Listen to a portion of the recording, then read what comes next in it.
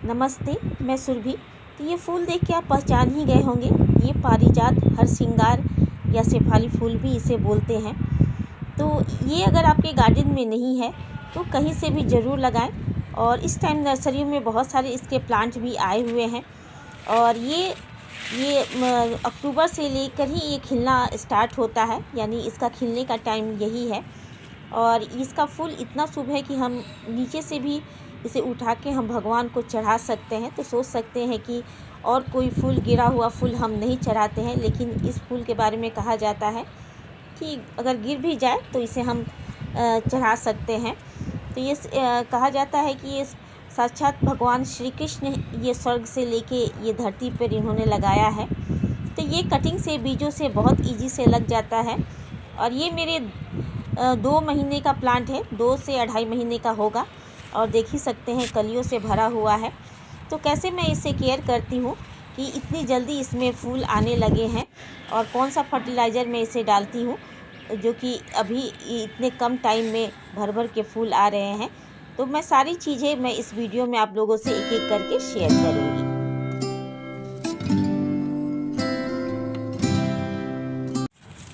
तो इसके फूल सुबह होते होते नीचे ये गिर जाते हैं, शाम को खिलते हैं और सुबह होते ही नीचे गिर जाते हैं। लेकिन इसके फूल जो गिर जाते हैं उसे हम भगवान को चढ़ा सकते हैं। और देखिए, ये ज़्यादा दिन का मेरा प्लांट नहीं है, ये 2 से 2.5 महीने का प्लांट होगा। और ये मेरा बहुत बुशी प्लांट है। तो कहा जाता है कि पारिजात ज़मीन में ही बहुत अच्छी तरह से फ्लावरिंग करता है, या बहुत पुराना होने पर ही फ्लावरिंग करता है। लेकिन मैं भी सोच रही थी कि अभी अगले साल ये फ्लावरिंग करेगा। लेकिन ये जैसे ही इसका अक्टूबर टाइम है फ्लावरिंग सीजन का, तो ये अक्टूबर टाइम में दुर्गा पूजा के टाइम से ही ये फूल इसमें आते हैं। तो जब इसमें कलियां आने लगी तो मुझे बहुत आश्चर्य हुआ। मैं तो अगले साल का इंतज़ार कर रही थी। और देखिए, इसके फूल तो खूबसूरत है, वो होते ही हैं। इसकी पत्तियां भी बहुत चीज़ों में यूज होता है। अब गूगल में पारिजात के बारे में ज़रूर सर्च कीजिएगा। तो ये कटिंग से और बीजों से बहुत ईजी से लग जाता है। अगर आपको इसकी कटिंग भी कहीं मिले, पार्कों में ये बहुत सारा लगा रहता है, तो आप कटिंग से ज़रूर लगाएं। या नर्सरियों में इस टाइम बहुत सारे प्लांट आपको 50 से 80 के बीच में मिल जाएंगे। और ये मैंने 80 रुपीज़ में प्लांट लेके आई थी, और मुझे मालूम नहीं था कि इतनी जल्दी इसमें फूल आएंगे। और मैं तो सोच रही थी कि अभी टाइम लगेगा। और मैंने इसके पिंच भी कर दिए थे। मैंने शायद अगस्त में इसके पिंचिंग किए थे। तो 1 महीने के बाद देखिए बहुत ये बुशी हो गया है। और देखिए पत्तियां भी कितनी लस ग्रीन है। और ये मैंने ज़्यादा बड़ा प्लांट नहीं है, 10 इंच का पॉट है। और कहा जाता है कि इसको बड़े पॉट में लगाना चाहिए या ज़मीन में ही। तो आप इसे 10 इंच 12 इंच के पॉट में भी आप इसे ग्रो कर सकते हैं। और इसको सबसे बड़ी बात कि इसको आप फुल सन में रखें, यानी धूप में रखें। इसको छाया वाला जगह में कभी फूल फ्लावरिंग नहीं आएगा। तो देखिए पूरा ये सारे इसके फूल जब खिल जाते हैं तो इसको हमेशा पिंच करके हटाते रहें। इसमें अगर बीज के लिए रखना चाहते हैं तो रख सकते हैं, लेकिन फ्लावरिंग कम होगी। तो मैंने इसे हटा दिया है। तो इसकी पत्तियां भी बहुत चीज़ों में यूज आता है, तो इसे ज़रूर लगाएं। बहुत शुभ प्लांट मानते हैं, बहुत अच्छा प्लांट मानते हैं। जो फूल गिरा हुआ फूल हम चढ़ाते तो सोचिए कि कितना शुभ प्लांट है। और देखिए, आज मैं इसमें सरसों की खली डालूँगी। और मैं अक्सर इसमें बनाना पील जो आता है, केले के छिलके, मैं हमेशा इसे भिगो के उसमें पानी में डालती थी। और देखिए इसमें बनाना पील के भी छिलके हैं। तो मैं अगस्त से ही मैं इसमें सरसों की खली डालना शुरू कर दी थी। लेकिन हाँ, छोटे से अगर 1 गिलास में अगर ये सरसों की खली लेती थी तो 10 गिलास में उसमें पानी मिला के लेती थी। तो इसमें मैं क्योंकि उस समय गर्मी ज़्यादा थी। अभी आप इसे यूज कर सकते हैं। 1 गिलास पानी में अगर 1 गिलास लेंगे तो उसमें 10 गिलास पानी मिला के डालें, और ऐसे डायरेक्ट ना डालें।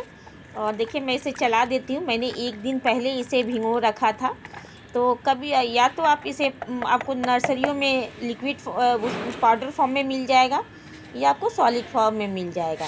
तो छोटा सा टुकड़ा पानी में भिगो के और इसको पानी में मिला के आप अभी डाल सकते हैं। मौसम ठंडा हो गया है। और हमेशा मैं कभी भी इसमें केमिकल फर्टिलाइज़र का यूज नहीं किया है। हाँ, लगाते समय मैंने DAP डाला था, DAP, NPK, नीम खली और बर्मी कंपोस्ट मैंने मिक्स करके इसे लगाया था उस टाइम। जब भी मैं किसी भी प्लांट के रिपोर्टिंग करती हूँ तो मैं उस समय अच्छी तरह से फर्टिलाइज़र दे देती हूँ। और नीचे मेरे सारे किचन वेस्ट हैं और देखिए मिला के मैं इसमें डाल दी हूँ। तो कभी मैं बनाना पील डाल देती थी और कभी मैं सब्जियों के छिलके वगैरह इसमें मिला के मैं ऐसे डालती गई और मुझे उम्मीद नहीं था कि ये इस साल फ्लावरिंग करेगा। तो आप भी ज़रूर इसमें बनाना पील का प्रयोग करें। और सरसों की खली अगर आपको मिले तो ज़रूर दें। सरसों की खली में हर तरह के इसमें पोषक तत्व होते हैं और ये सस्ते भी मिल जाते हैं, आपको ऑनलाइन भी मिल जाएगा, लोकल नर्सरी में मिल जाएगा। और देखिए ढेरों फूल आते हैं, सुबह तो ऐसे बिखरा हुआ रहता है और ये 2 से 2.5 महीने में फ्लावरिंग करने लगा तो मुझे बहुत आश्चर्य हुआ। तो आप बनाना पील फर्टिलाइज़र और ये सरसों की खली ज़रूर डालें और पिंच करते रहें तो घना होगा। देखिए ये मेरे पास बीट रूट था तो ये मैंने वाटर टैंक एरिया में रखा हुआ था, आना जाना बहुत मुश्किल होता है तो इसी में मैं कुछ ना कुछ पानी में डाल के रख देती हूँ और वही आके डाल देती हूँ। तो इसी से इसमें इतने सारे फूल आने लगे हैं ऑर्गेनिक फर्टिलाइज़र से ही। तो आप भी देखें और इस प्लांट को अपने गार्डन में ज़रूर, तो इसे ज़रूर लगाएं, कहीं से भी मिले तो इसे ज़रूर लगाएं। बहुत शुभ प्लांट है और रिपोर्टिंग करते समय अच्छी तरह से इसे कंपोस्ट दीजिएगा। और छोटे पॉट में इसे लगाना है तो आप इसे पिंच करते रहें, जितना पिंच कीजिएगा उतना ही सारी इसमें ब्रांचेज आएगी, उतने सारी कलियाँ आएंगी। और बीच बीच में यानी 15 से 1 महीने के बीच में 2-4 दाने DAP के भी दे सकते हैं। तो होप मेरी शेयरिंग पसंद आई होगी तो लाइक शेयर सब्सक्राइब ज़रूर कीजिएगा। Thank you.